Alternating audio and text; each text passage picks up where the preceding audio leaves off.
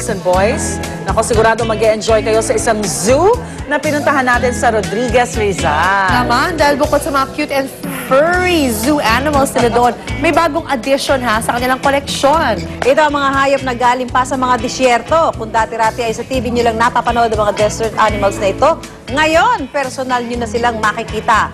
Ibibida sa atin yan ni Monica Gomon. Siya yung latest addition actually, si Monica.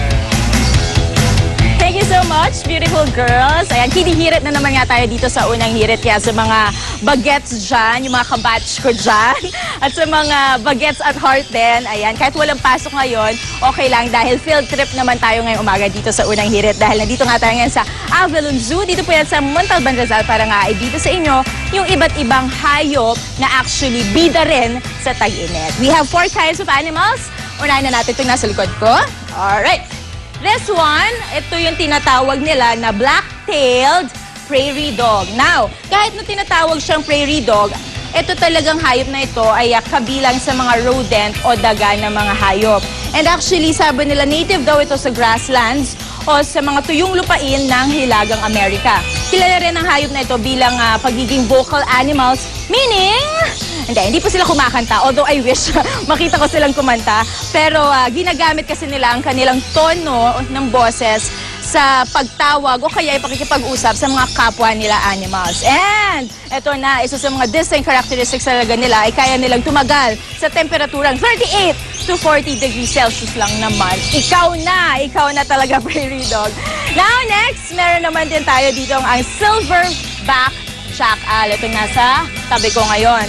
Now, itong silverback jackal na mga kapuso ay nakilala sa kanyang pangalan dahil sa mga silver patches sa kanyang likod. Kung mapapansin nyo, para sa may puting buhok sa likod.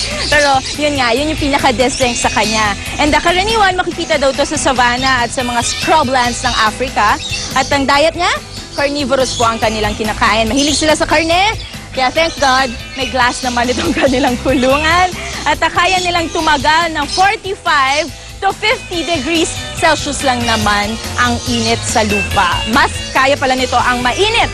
Now, bukod dyan, meron din silang fennec fox. Now, ito pong fennec fox, mga kapuso, isang maliit na uri naman ng lobo na matatagpuan sa desyerto ng Kalahari sa Hilagang Africa. Kilala ito dahil sa mga malalaki nilang tenga. Ayan, ang laki nga nung kanilang tenga, no? Mas malaki pa sa kanilang face.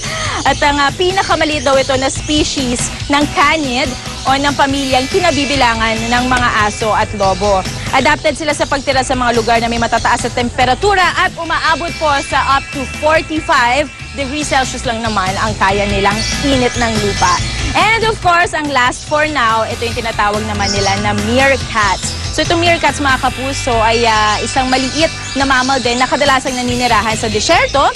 Kumakain ito ng, hindi naman sila carnivorous, thank God, ng insekto na tulad ng iba't ibang insects at maliliit na lizards, ahas, at mga halaman. Isa sa mga kilalang, ito kung hindi kayo masyado familiar sa meerkats, isa sa mga kilala talaga si Timon, yung partner ni Pumbaa doon sa Lion King. Isang klase siya ng meerkat. At kaya nilang tumagal ng 40 degrees na init sa lupa. There you go, mga kapuso. Ilang lamang ngayon sa mga sikat at bidang mga hayop ngayong summer season. At sa ating pagbabalik sa mga gustong pumunta dito sa zoo, meron silang iba't ibang activities na bagay sa mga kids. Kaya tutok lamang kayo dahil yan po ang ating alamin sa pagbabalik natin dito sa unang hirit. Tutok lang!